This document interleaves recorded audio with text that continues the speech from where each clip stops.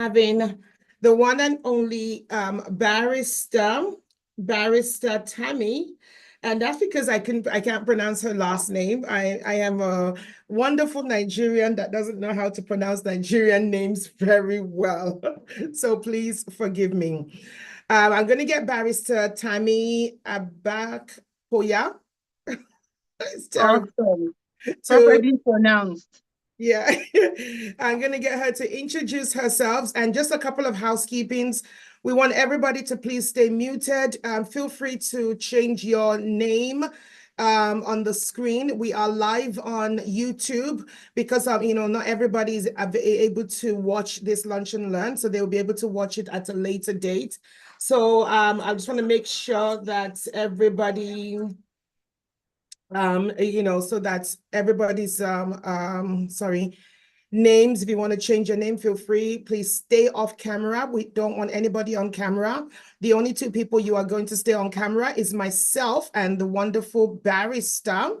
That's who, so both of us are going to be on camera. If you have questions, please put it in the chat. Oh, I'm right here. There I am.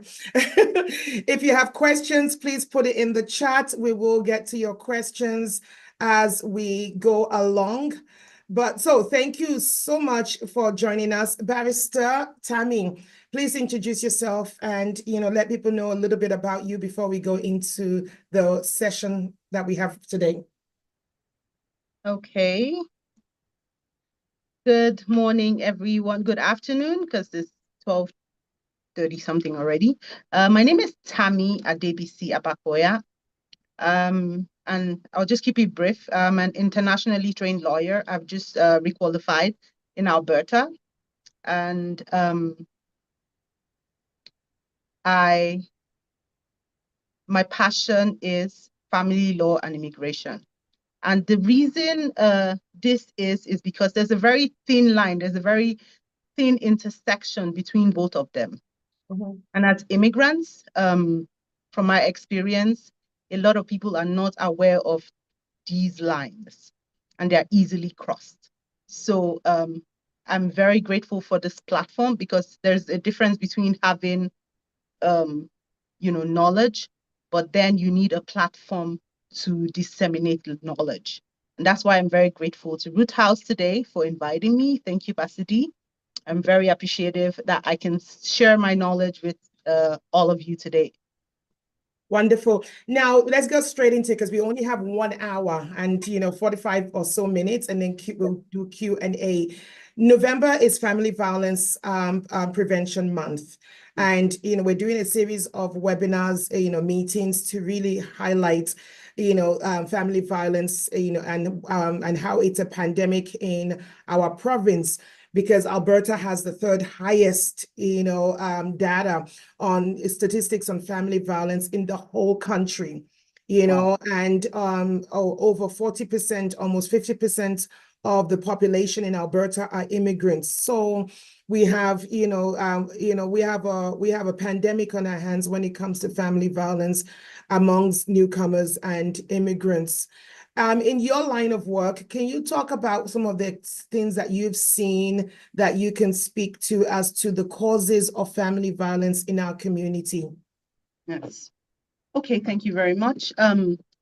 So when we talk about causes of family violence, the first thing I identify in our community is the stress of even moving your family, leaving your loved ones, the home that you've known for a very long time. Most of us immigrated in our, early 30s, late 20s.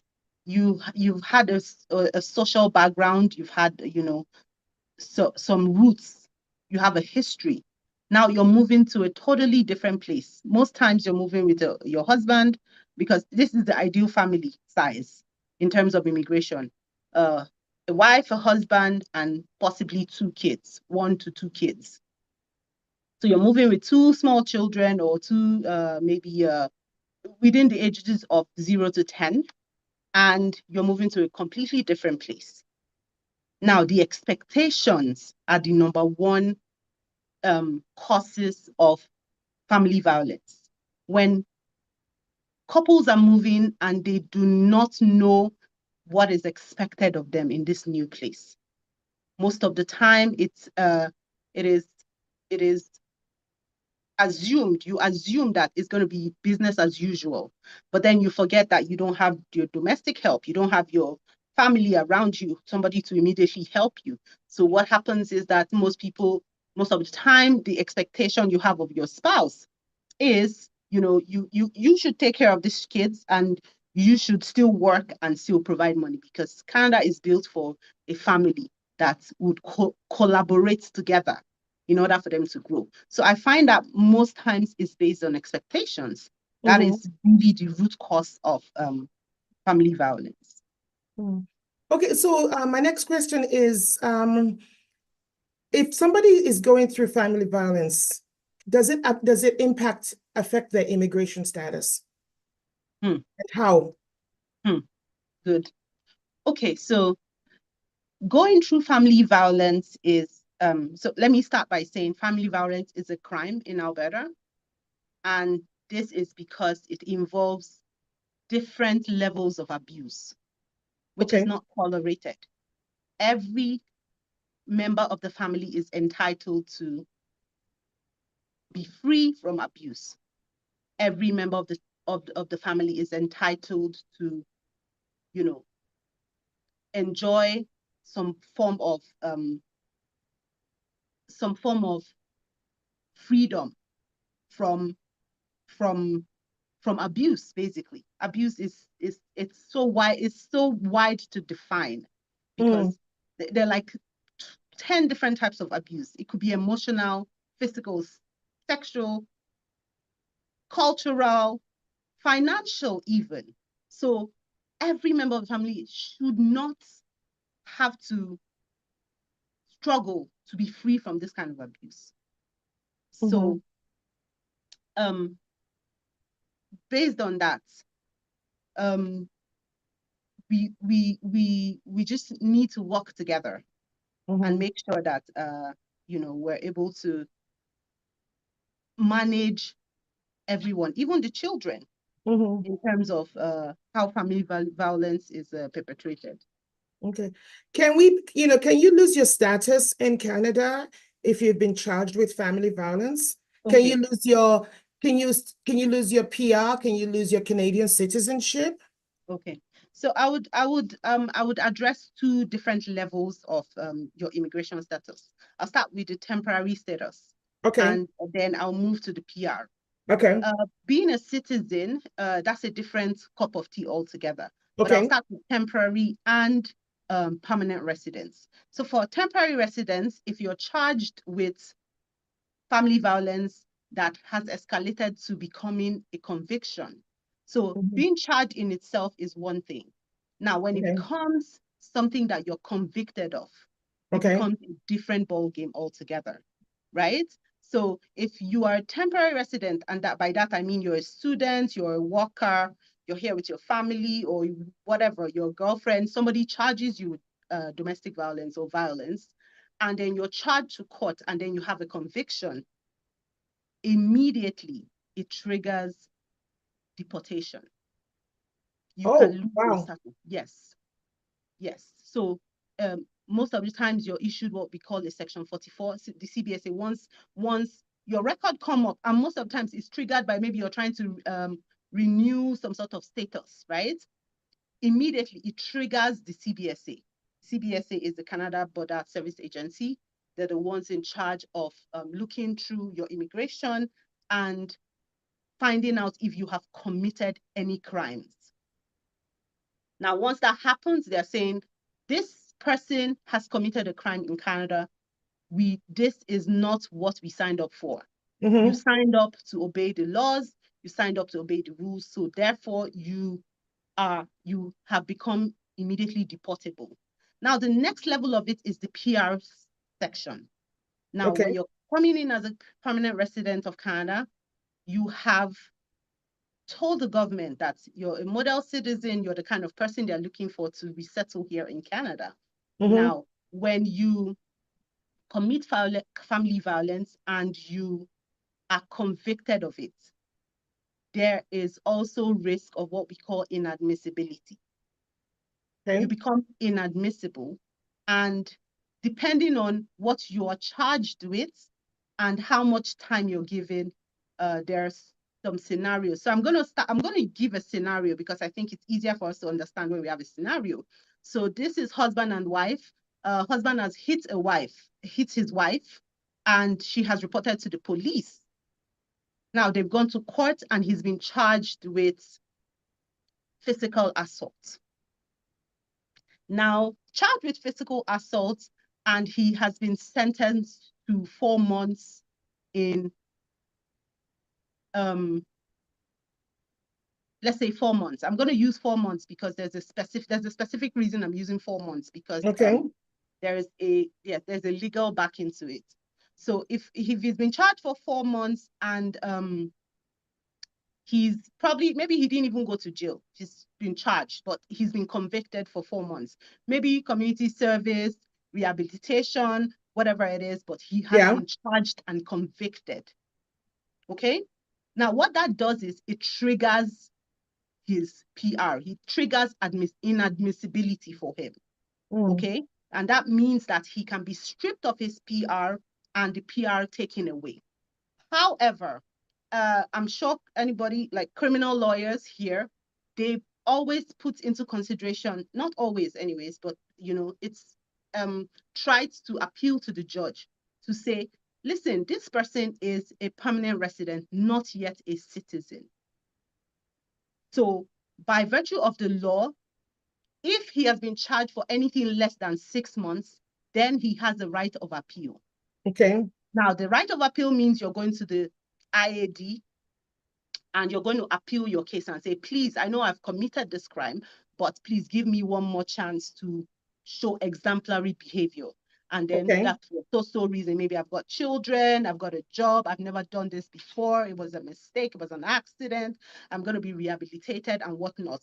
But once you are charged and convicted for anything over 6 months, you do not have a right of appeal and you become immediately deportable.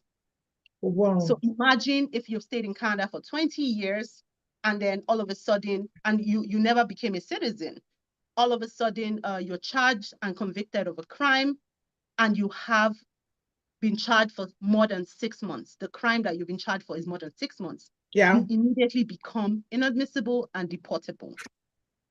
So imagine all your sweat or everything that you've achieved here will go to nothing just because of the fact that you've committed a crime. Now, it is different when you are charged with something less. All the same, you do not want to be charged with any criminal convictions because it's going to spoil your record. You start living a life that you never envisaged. It is very difficult. The rehabilitation period is between 3 to 5 years when they'll actually, reinstate you. And then even when you're reinstated, the eligibility for citizenship becomes very slim. So that's how criminal convictions that come from domestic violence affect families and affect your status here in Canada.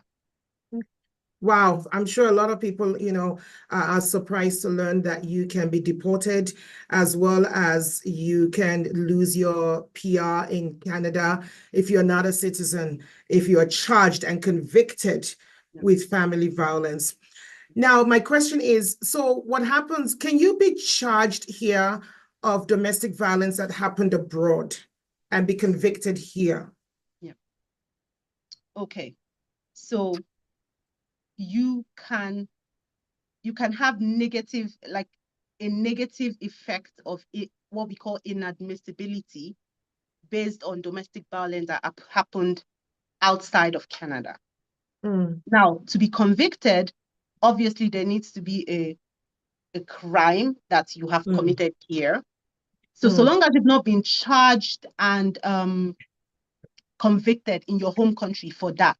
So let's say, for example, a new couple, you hit your wife in the past, she reported to the police, you got a conviction, you immediately become inadmissible to Canada because you already have a conviction. And you have to go through the whole process of rehabilitation. And it's a very long very long, tedious process. You do not want to go through it. But for example, it has happened before, but you were not convicted. Maybe you got off with a warning. When you come to Canada, it is expected that you're going to be on your best behavior, because the minute it is triggered again and it comes up in the system, maybe you do it again, then at that point you could be convicted, and then all these other scenarios that I've talked about applies to you. Wow, that's amazing. So, let's say, for example, we have somebody here that they experience family violence back home in Nigeria or Ghana or in Cameroon or any of the, anywhere outside of Canada. Mm-hmm. They move to Canada, and then, both the partners are here. So my question is, can they still charge their partner in Calgary here for something that happened back home? Okay. Yes, you can report to the police, right? And in some cases, you can even be, you can be charged and convicted if you're not careful. However, there has to be a continuation. There has to be a continuation. Let's say you're not even hitting physically, but you're using verbal abuse, right? Okay. Because there's already a standing in the past, right? It can become a continuous element. It can become a continuous element that might jeopardize you. So, but like saying that there's a difference between being convicted of it abroad. Most times, if you were convicted of it abroad, you probably would not be in Canada. Yes. Yes. So let's say what you're saying is maybe there have been scenarios and incidences in the past. Yes. However, there has to be a continuous factor here. So you've come here, you have not changed your ways, you've continued to abuse your partner. That is when you're open to it. Okay. You're open to be charged or convicted. Yes. Okay. Thank you so much. This is there's some really good learnings here.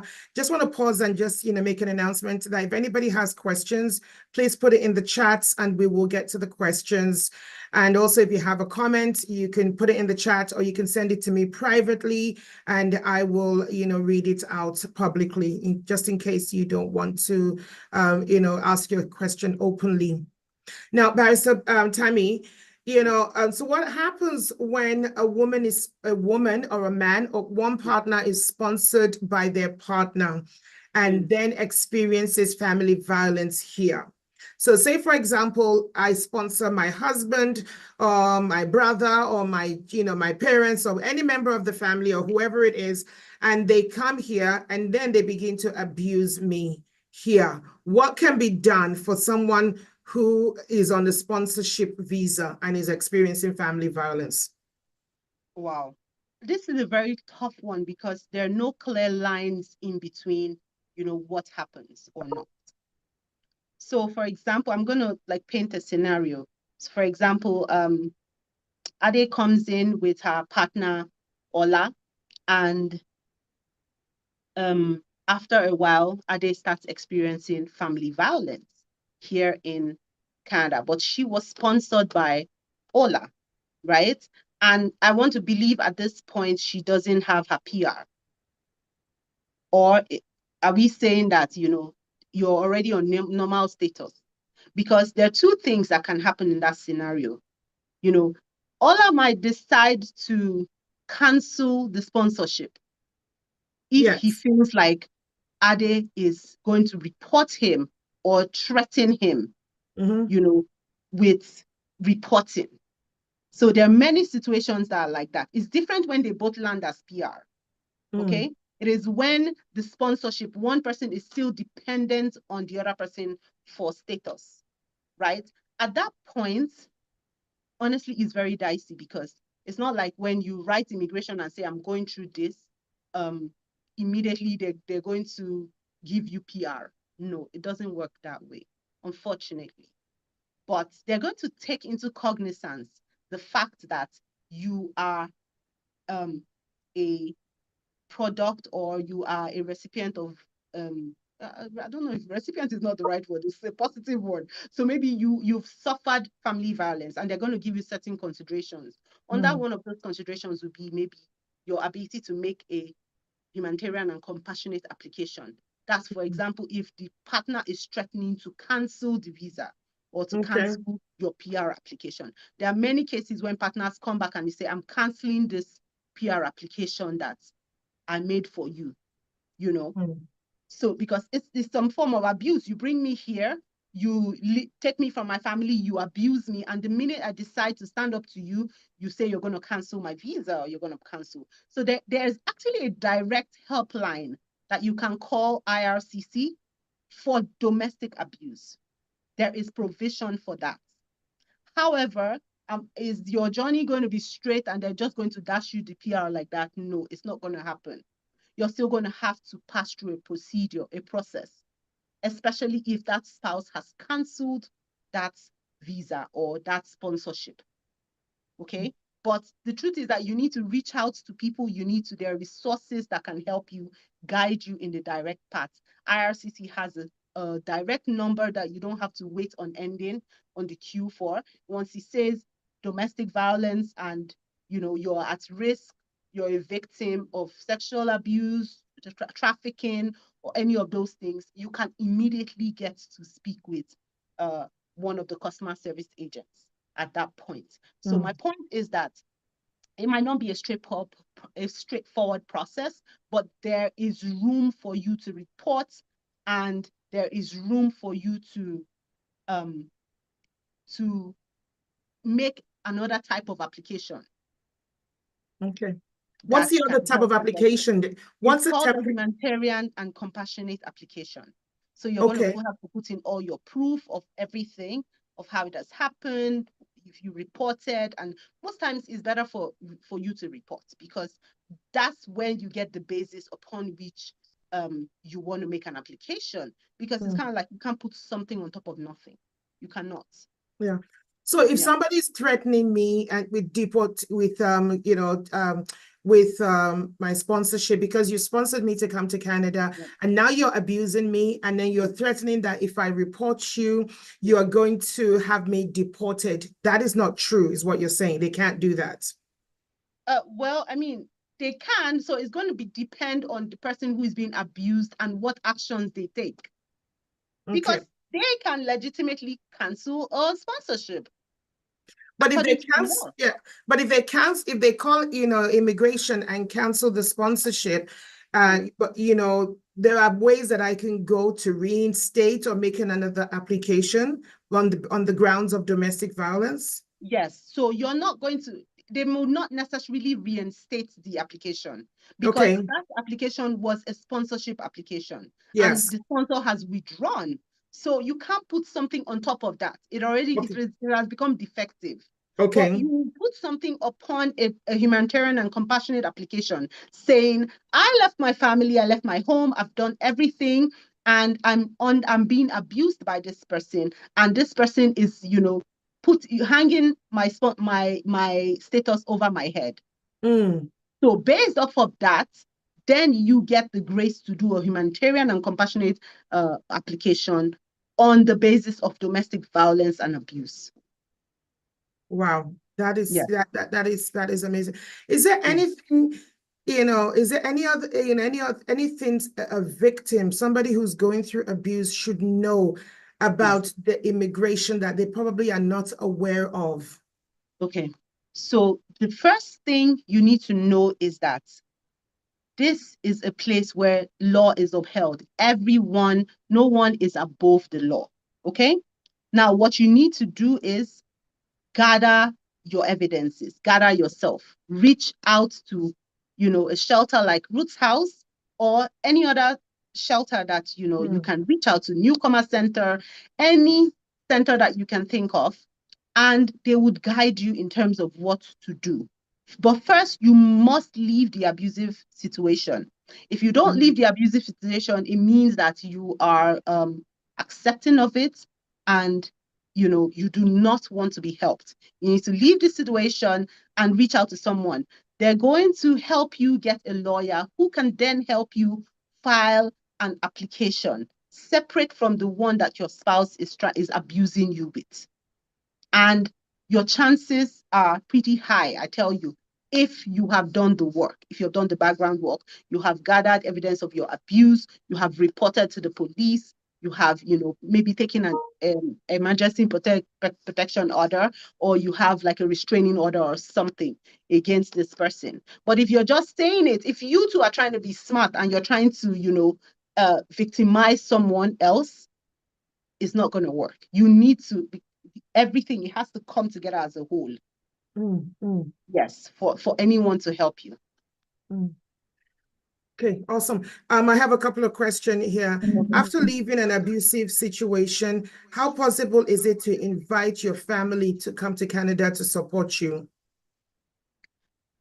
Wow, yes. Canada is family oriented, I have to tell you. I mean, at least they say they're family oriented. So we say we're family oriented. So there's always the basis of if you need support, if you tick all the boxes, if you tick all the requirements, of course your family can come here and help you. Okay, so for example, you have 5 children and you're in an abusive situation, you're running away from home. How are you going to be able to provide for 5 children if you do not have help from outside? So you're going to have to present your case. It's always advisable to use a lawyer, use an immigration consultant, a certified immigration consultant. They're going to guide you. That's their job. They're going to tell you the indices, what you need to present, how you need to present your case in order for you to be able to receive help from outside. Okay, awesome. So, yeah. Thank you so much for that. Definitely you have access to help. Good. It's good to know. Another question. What happens to a male citizen who is an abuser? The victim has reported. I mean, can the abuser be convicted and stripped of his citizenship or jail time? Okay, so the possibility of him being stripped of his citizenship is very, very, very narrow, which is why the process towards citizenship is very tight and strict, because they want to make sure that you are worthy of this great honor that they're giving you. Okay? But because after he becomes a citizen, unfortunately, the only thing that can happen is jail time. They cannot take it back from him. Okay? So him or her, it cannot be taken back, except in extreme circumstances. And to be honest, like I won't even go into that. However, but like for the purpose of immigration, they will not take it back. He will only go to jail, be convicted, and have a criminal record, and then all the other things that follow from having a criminal record, Yeah. it's So gonna he'll be happen. treated like any other citizen. And like any other citizen, exactly. Okay. Unfortunately, yes. So I have another question. Now, if you have oh, sorry, I just lost that question. I just lost that thoughts. I'm going to come back I'll come back to the question once I remember it. So what are the processes for applying for humanitarian on the grounds of domestic violence? And how long is it? Wow. Yes, that one is a tough one because with timelines these days, we cannot tell. However, I'll tell you how the process works. So, for example, when you come into Canada, you get married, you're sponsored by a spouse. Once you land in here, you are entitled to a work permit of some sorts, maybe for a duration of 2 years while your sponsorship goes on. Okay, so what happens is that in the meantime, you have status, right? You have something to work with, go to school, do whatever it is that you want to do at that time.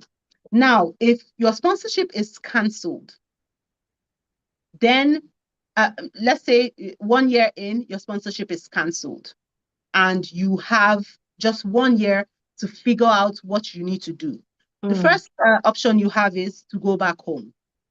Okay, you can always go back home, start a different process. That is not always the most palatable for us because you're thinking, I sacrificed all of this, I left my family, friends, and I came here, I moved here to marry someone who has not treated me well. Okay, so The first option is go home.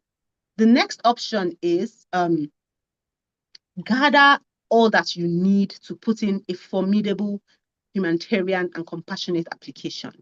You want to show that you were being abused. You want to show that your chances of going back home are very slim and being received back home. You want to show that maybe you probably had a child or you suffered trauma. You've gone through some mental health implications. In fact, basically that your life will never be the same again.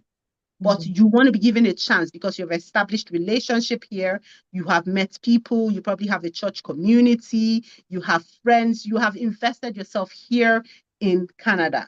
And you want a chance to be able to live here despite the fact that someone has callously stopped sponsoring you. Okay? So these are the kind of things you gather. Did you make a report when you were being abused? Was there a court case? Was the person convicted? All of these things need to be put together. You cannot just make a bogus claim.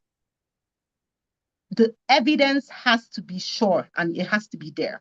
Now you reach out to a lawyer and with their help, you're able to put in an application.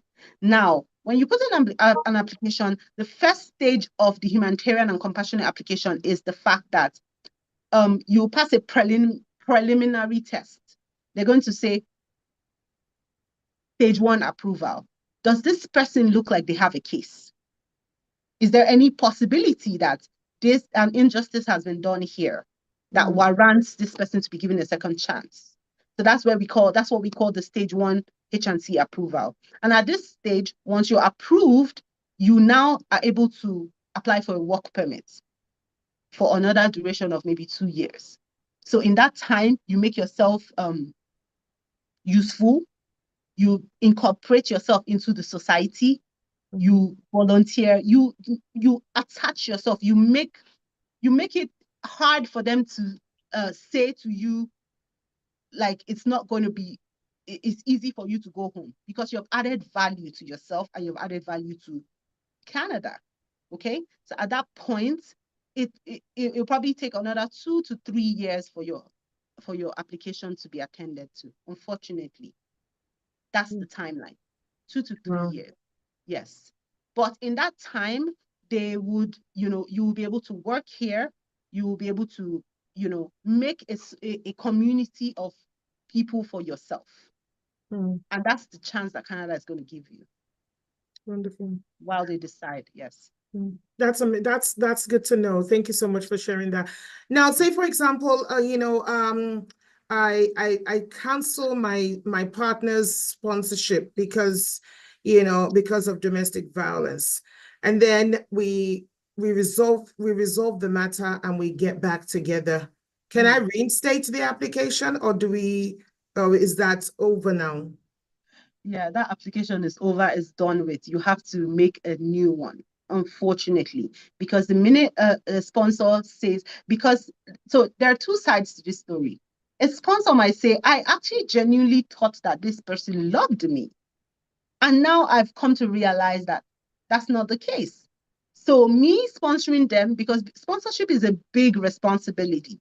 It means that you're going to be liable for taking care of this person for a duration of 5 years. You're going to provide for them. The person cannot resort to public funds. They cannot take, they cannot take income support. You are going to pay back. So it's a big responsibility. So if they always give room for the sponsor to say, I thought this marriage was genuine and it's not. However, it has become a tool of injustice in some cases, which is why the law makes room for someone to make a humanitarian application. Because if there's been an injustice, there is something that can make a balance in between. However, if really the injustice was on the other side, say, somebody fraudulently lured you into marriage, the other person should also be given a chance to rectify that and not be judged for it. So immediately a sponsorship application goes in and the person cancels, they will cancel it. It's gone, it's done, dusted. They can only restart the process. where they'll have to give an explanation that, oh, it was an accident, it was a mistake. I thought at this point we couldn't resolve our issues, blah, blah, blah. And that's it. So that's the way it works. It's totally gone. So if I sponsor somebody and they have their, I sponsor them and they have their PR, I'm still financially responsible for that person for a year. Yeah. So I brought my spouse into Canada and my children on sponsorship, on family sponsorship. And then we end up separating because of family violence, domestic abuse. Am I still responsible for them financially, even after we are separated? Yes. Yes, you are. So you better be making sure that Before you bring making somebody. sure that you know what you're doing, number one. And number two, you're ready to make it work. You're ready to make it work. And if you're not ready to make it work, if it actually breaks up, it is your responsibility for at least 5 years to make sure that, yes. 5 years, not Yes. 1 year. Yes, 5 years. 5 years. To make sure that they're able to find their feet and they're able to progress. So as much as possible, make it non-contentious. So even if you decide to go your way, you need to make sure that, they're okay, you're not disturbing them, they're able to thrive and progress and be here in Canada as well. Wow. Yeah. So, I mean, I left my husband because he was abusing me, and so he's still responsible for me. Yeah, it's just a weird, yes, it's a weird and very, one kind thing, but it is what it is. So what happened if he refuses? What happened if he refuses to take care of me? Because I left him because of abuse. Yeah. Can he get into trouble? Because I'm in a shelter because of the abuse. He's still financially supposed to be responsible for me, and he refuses. So he can't. Number one, you're saying he can't refuse, and that he can refuse, but he can get into trouble for that, and then he's not going to be able to sponsor anyone. So technically, they're going to say, you sponsored someone, and then you left the person at the mercy of, of hunger, abuse, financial abuse, and all of that, right? You're not going to be eligible. You lost your chance. You are not going to be eligible to do this for anybody else. Number one. Number two, you might even be I've never seen this. I've never seen it come up, but you could get into trouble because you took an undertaking. You signed off on it, and you said, for the next so amount of years, I am going to be responsible for this person. That is why these things are not, you need to think deeply about them before you do them. You're committed to it. You have signed an undertaking to the Canadian government that this is what you're going to be doing. So if you fall short of it, it is left to them to take actions against you. And sometimes, usually I've not really seen any situation where it got escalated, but it could get escalated. It could get escalated.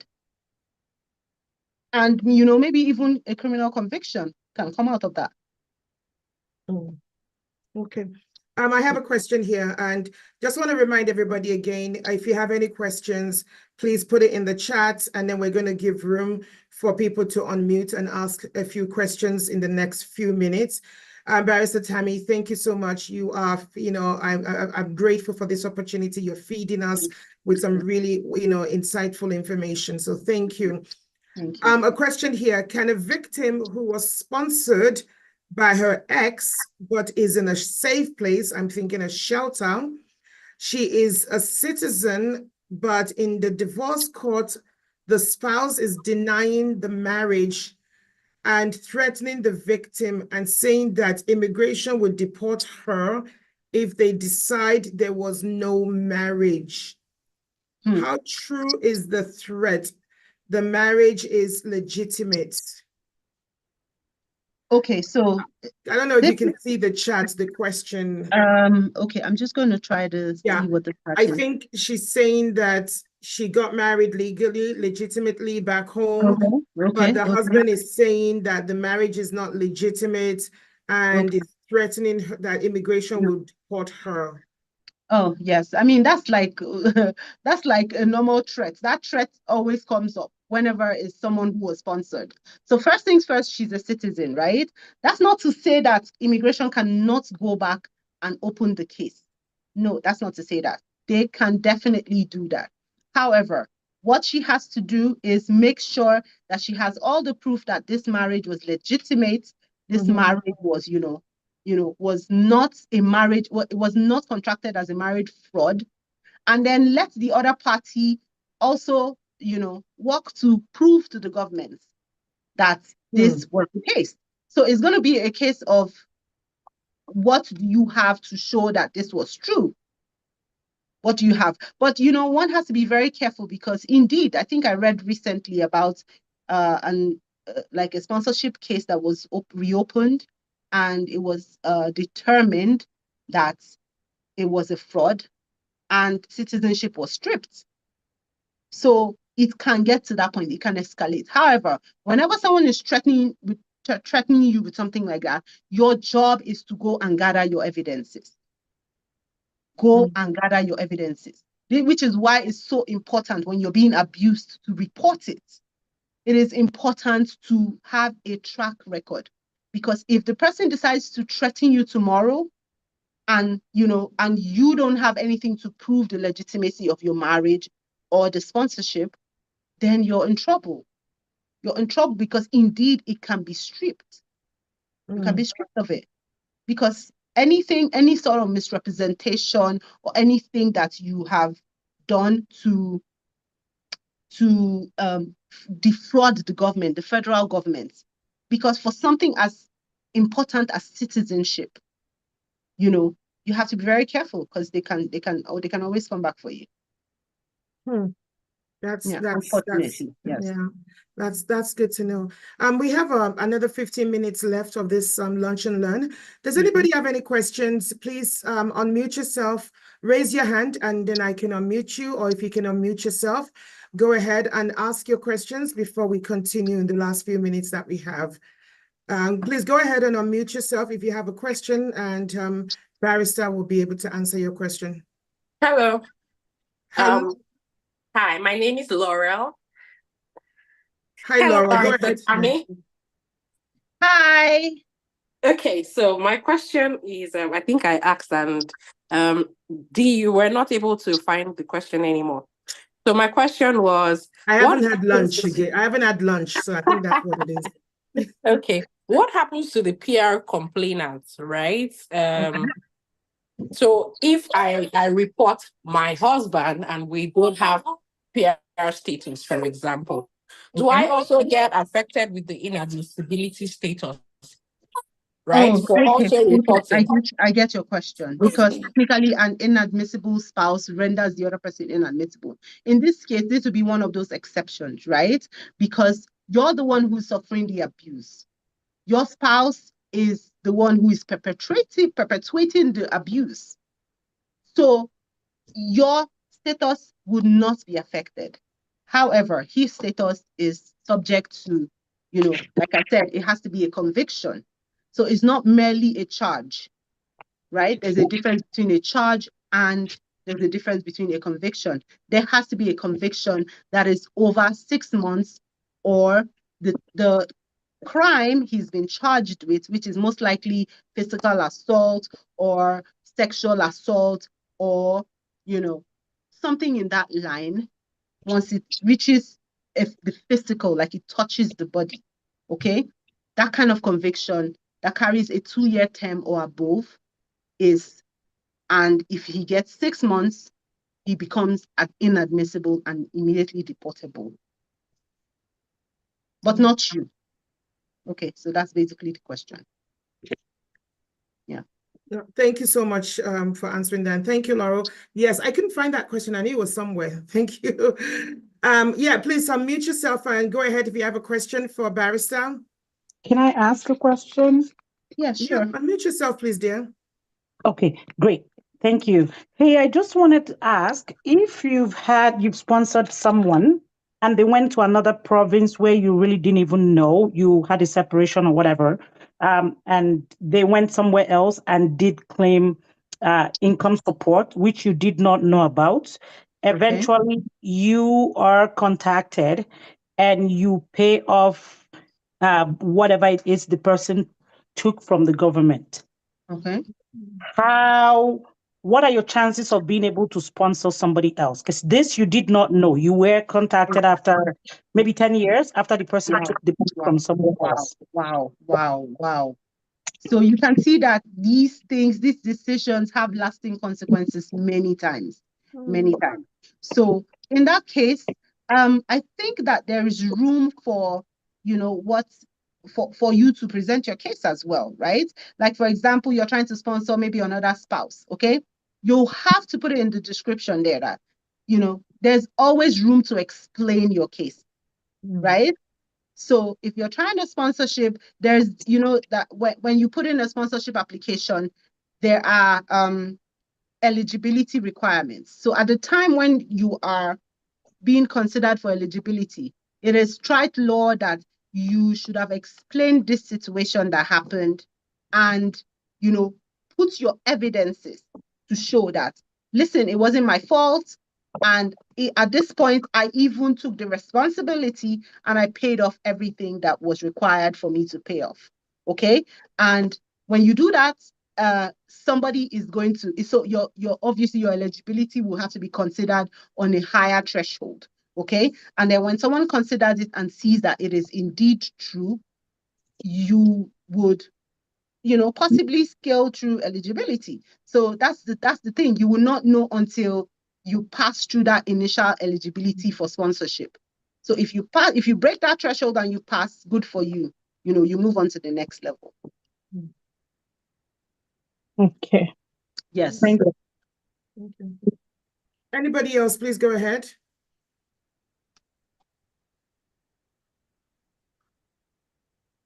Okay. Let's read some of the ones in the chat. Okay. If the courts determined that the marriage is legitimate, will there be punishment given for the ex lying and denying the marriage? And what are the possible consequences for the ex by the court? Okay, I get what the person is trying to say. Okay, good, because So I do. okay. So it's kind of like saying that, what if the ex is being vindictive and goes on to say, I'm going to challenge the legitimacy of our marriage based on the fact that I sponsored you and the marriage is a fraud, blah, blah, blah, and all of that, right?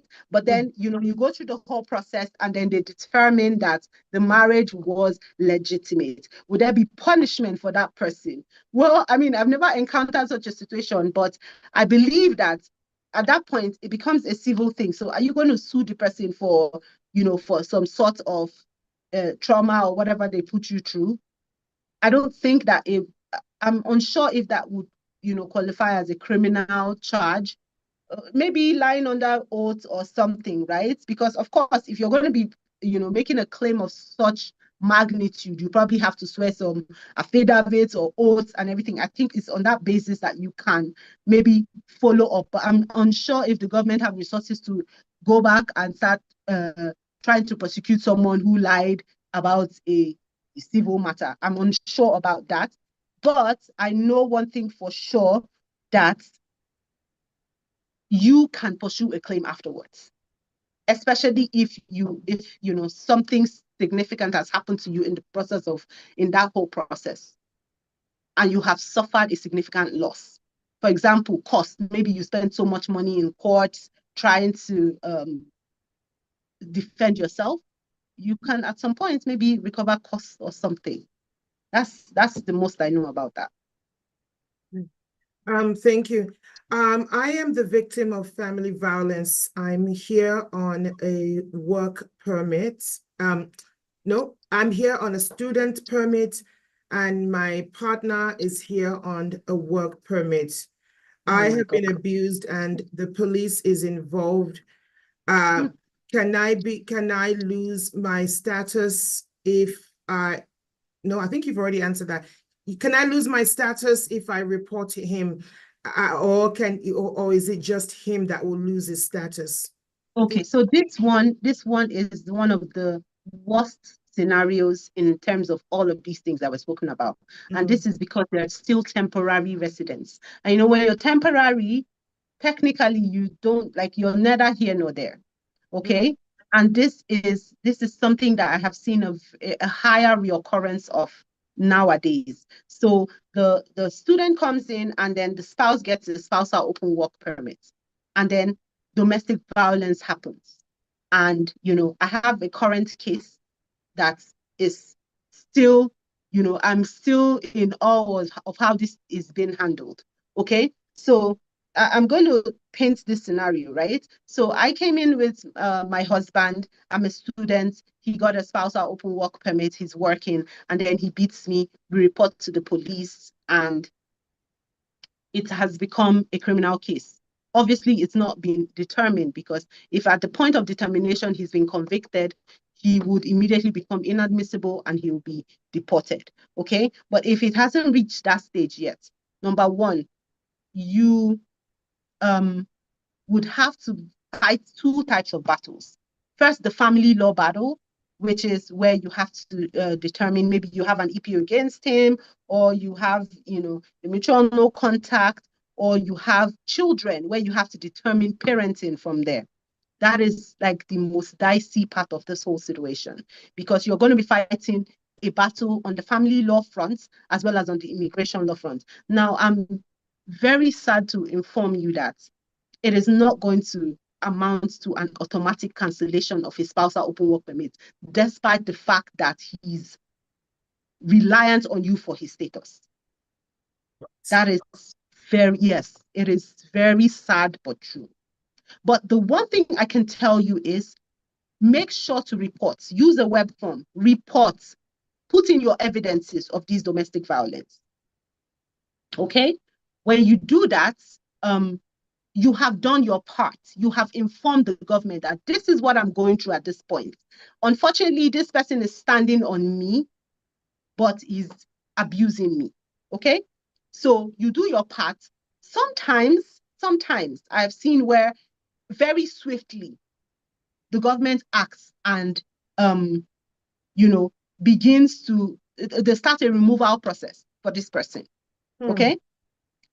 But most of the time, because the system is overwhelmed and overloaded, it might not be immediate. It will be until there is a conviction on that matter. That's when that matter will be looked into. Okay? So even if he's not convicted of physical assault or a crime against you at that point in time, or your children, he will not automatically be removed.